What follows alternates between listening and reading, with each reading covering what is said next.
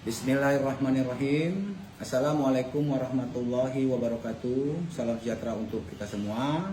Saya Hermawan Sarjana Hukum selaku kuasa hukum dari 4 anak yang berhadapan dengan hukum, yaitu anak IS, anak MZ, anak NS, dan anak AS yang terdakwa dalam kasus pemerkosaan dan pembunuhan almarhum AA TKP di kuburan Cina Palembang.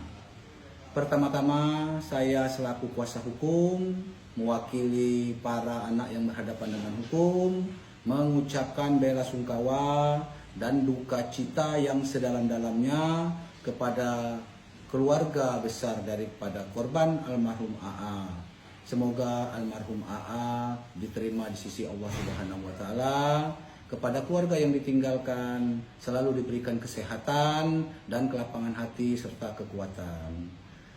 Dalam pengungkapan penanganan perkara kasus tersebut perlu saya sampaikan bahwa saat ini perkara tersebut sudah di persidangan di Pengadilan Anak Palembang yang hari ini pada tanggal 8 Oktober 2024 itu acara sidang tuntutan daripada jaksa penuntut umum. Memang berlangsungnya persidangan tersebut sangat ketat harinya. Jadi setiap hari sidang sampai jam 9 malam sampai jam 11 malam. Terakhir kami sidang pemeriksaan saksi pada pukul 11 malam.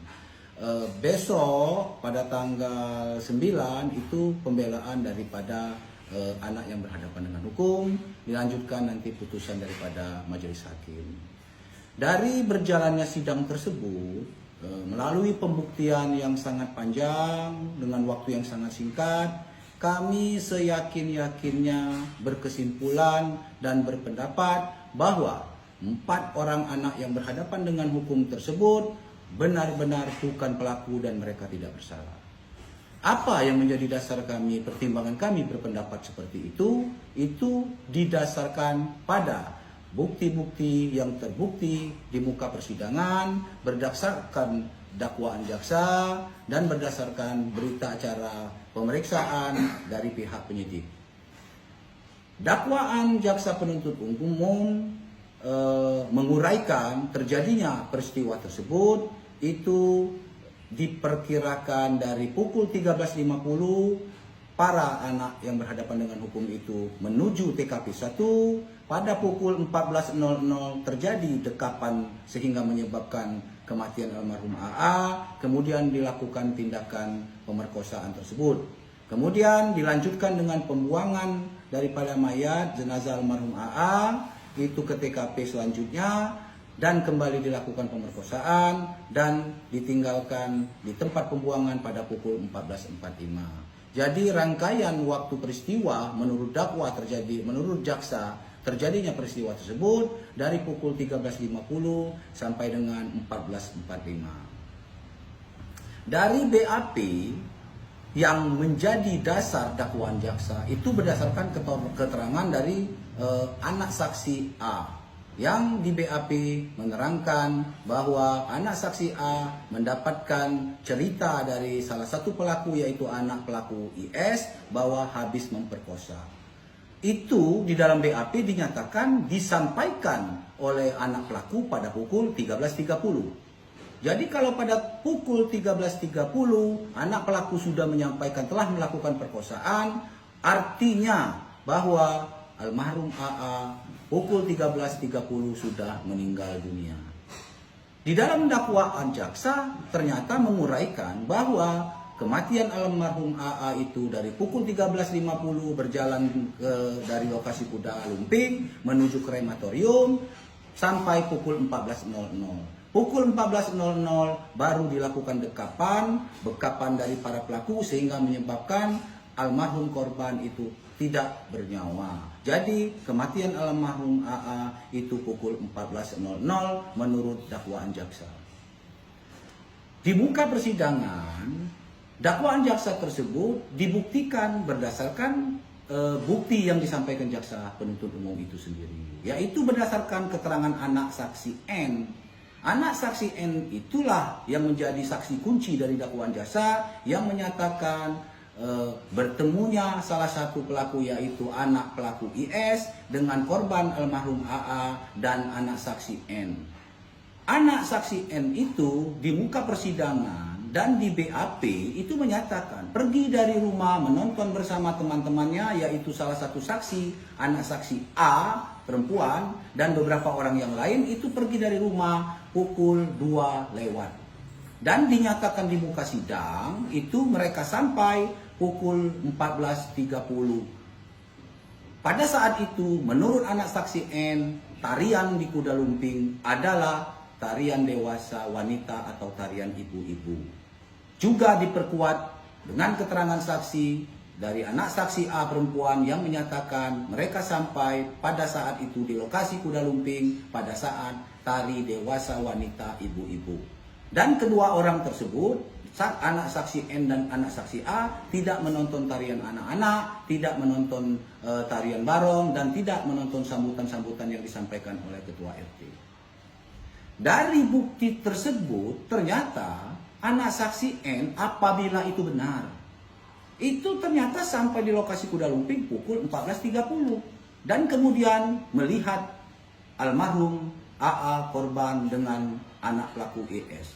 Artinya pada pukul di atas 14.30 anak korban almarhum AA itu masih hidup, yang kemudian diketemukan meninggal dunia pada pukul 15.30 oleh warga. Jadi dalam rangkaian peristiwa, rangkaian bukti-bukti yang diajukan, rangkaian uraian-uraian di dakwaan, kami sangat-sangat tidak memahami dan sangat-sangat tidak mengerti. Kami sangat heran. Apa yang kami herankan? Apa yang kami tidak mengerti? Ternyata kalau didasarkan pada BAP, meskipun BAP yang saksi A, anak A tadi, itu sudah dicabut dan menerangkan di muka sidang bahwa tidak benar anak pelaku IS itu memberitahukan telah memperkosa. Akan tetapi kalau memang mau didasarkan tetap dengan BAP, berarti sudah terjadi kematian terhadap almarhum AA pada pukul 13.30. Di dakwaan didalilkan, diuraikan bahwa kematian almarhum AA pukul 14.00. Kemudian didasarkan juga kepada keterangan saksi daripada anak saksi N yang menerangkan 14.30, di atas 14.30 masih bertemu dengan korban sehingga diketemukan pada pukul 15.30 almarhum AA korban meninggal. Artinya dari seluruh rangkaian tersebut almarhum korban itu 3 kali mengalami kematian, yaitu 13.30, pukul 14.00 dan pukul di atas 14.30. Jadi dari uraian dakwaan tersebut sudah pasti, sudah artinya tidak lagi menjadi pertanyaan bagi kami bahwa dakwaan jasa tidak terbukti secara sah dan meyakinkan. Karena kenapa? Karena uraiannya sendiri ternyata bertentangan dengan dalil-dalil dan bukti-bukti yang disampaikan. Apalagi kami juga mendalilkan dan menyampaikan bukti-bukti. Apa yang bukti-bukti kami sampaikan? Pertama bahwa selama 4 anak pelaku itu menonton, kalau didalilkan pada pukul 2 sampai pukul 14.45, itu lebih kurang pada saat itu Kuda Lumping, tarian anak-anak dan tarian barong. Kami sudah mengajukan 2 orang anak saksi yang menerangkan pada jam-jam tersebut anak pelaku tersebut bertemu dengan mereka. Bahkan sempat diberikan minum es oleh saksi tersebut. Kemudian kami juga menghadirkan saksi dewasa yang merupakan pemain dalam acara Kuda Lumping tersebut yang menguraikan sehingga waktu secara jelas dan tepat itu bisa digambarkan. Karena dalam proses penyidikan dan dalam proses penuntutan di kejaksaan dalam menyusun dakwaan tidak ada kejelasan waktu. Kenapa kami ngomong tidak ada kejelasan waktu? Karena seluruh saksi, seluruh anak pelaku dan korban dinyatakan ada dalam lokasi Kuda Lumping. Jadi untuk mengetahui waktu, tentunya kita harus mengetahui susunan acara di Kuda Lumping tersebut. Kami mendapatkan bukti foto, print out foto pada pukul 13.38 Kuda Lumping itu persiapan untuk memulai pertunjukan. Di atas 13.38 itu dimulailah tarian anak. Setelah tarian anak itu dimulai dengan tarian barong. Setelah tarian barong dimulai dengan sambutan dari pemimpin kuda kepang. Setelah sambutan pemimpin kuda kepang dilanjutkan dengan sambutan ketua RT. Sambutan ketua RT kami juga ada bukti yang sudah kami sampaikan, foto, berupa foto dan jam pada saat ketua RT tersebut menyampaikan sambutan, yaitu pukul 14.44. Itu dibenarkan oleh saksi yang kami hadirkan, yaitu selaku pemain di dalam pertunjukan kuda lumping tersebut. Saksi menerangkan benar, pada pukul 14.44 ketua RT masih memberikan sambutan. Setelah ketua RT memberikan sambutan pada pukul 14.44, baru dilaksanakan tarian dewasa ibu-ibu, kemudian dilanjutkan tarian dewasa laki-laki, dan para peserta laki-laki ada yang kemasukan. Baru ditutup acara tersebut. Dari uraian rangkaian yang kami sampaikan, anak saksi N dan anak saksi A yang perempuan yang bersama anak saksi N yang hadir ke kuda lumping itu menyatakan mereka pergi dari rumah sekitaran pukul 2 dan sampai di kuda lumping pada acara tarian dewasa wanita. Artinya mereka hadir di acara kuda lumping tersebut di atas pukul 14.44. Karena mereka tidak melihat jam, tidak melihat waktu secara pasti. Jadi yang memastikan kehadiran para saksi, para pelaku, korban di dalam acara tersebut adalah susunan acaranya. Itu yang menjadi dasar. Sehingga kepastian waktu bisa kita buktikan. Kalau anak N saksi dan anak A selaku saksi perempuan yang juga bersama-sama anak N ke kuda lumping tersebut, itu menyatakan pada waktu itu mereka hadir pada saat tarian dewasa wanita, dan mereka juga menyatakan tidak menonton tarian anak-anak, tidak menonton tarian barong. Jadi sudah dipastikan. Artinya mereka hadir pada di atas pukul 14.44. Dan menurut anak N pada saat itu dia melihat almarhum AA. Artinya di atas pukul 14.44 anak almarhum AA korban itu masih hidup kalau keterangan dari anak saksi N itu benar. Itu yang fakta terbukti di muka persidangan. Memang persidangan anak ini kami rasakan sangat berat, baik bagi kami yang artinya mengikuti saja berat karena persidangannya tiap hari. Itu kemarin pada hari Jumat itu selesai di pukul 8 sampai 9 malam. Hari Senin kemarin selesai di pukul 11 malam. Dan pemeriksaan saksi mahkota yaitu para anak pelaku dan terdakwa, para anak pelaku itu sendiri dilakukan pada akhir, artinya pada jam-jam malam. Dan memang banyak drama yang terjadi dalam pemeriksaan tersebut.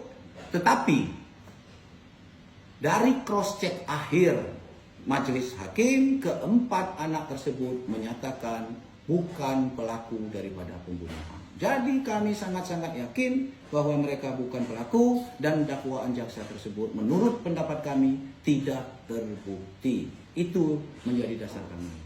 Kepada masyarakat, ini pendapat hukum kami. Kami menyerahkan semua ini kepada majelis hakim agar hati-hati dalam membuat keputusan. Pertimbangkan seluruh fakta bukti yang ada. Bila perlu, jangan terburu-buru menerbitkan putusan. Pelajari dengan arif dan bijaksana. Teliti semua bukti.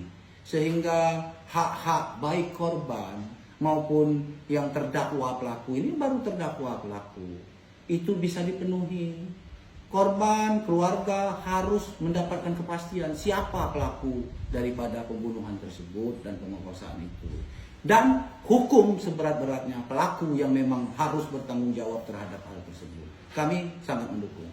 Tetapi bagi kami juga jangan menghukum anak-anak yang tidak bersalah. Itu harapan kami kepada seluruh masyarakat. Mohon apa yang kami sampaikan silakan di cross check, dipertanyakan apakah memang seperti itu, karena kewajiban moral saya sebagai kuasa hukum saya harus sampaikan ke masyarakat.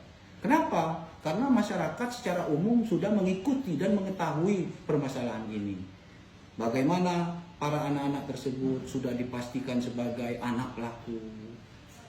Padahal dari penyidikan, penuntutan, pemeriksaan di sidang pengadilan, anak-anak tersebut kami rasakan mereka sangat tertekan.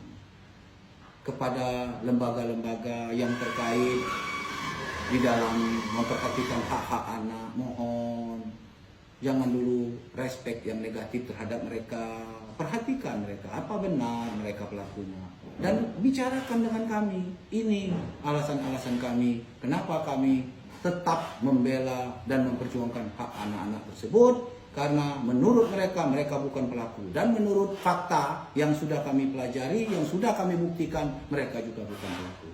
Demikian yang kami sampaikan. Lebih kurang kepada seluruh masyarakat kami mohon maaf, kepada Allah kami mohon ampun. Wabillahi wa taufiq wal hidayah. Wassalamualaikum warahmatullahi wabarakatuh. Terima kasih.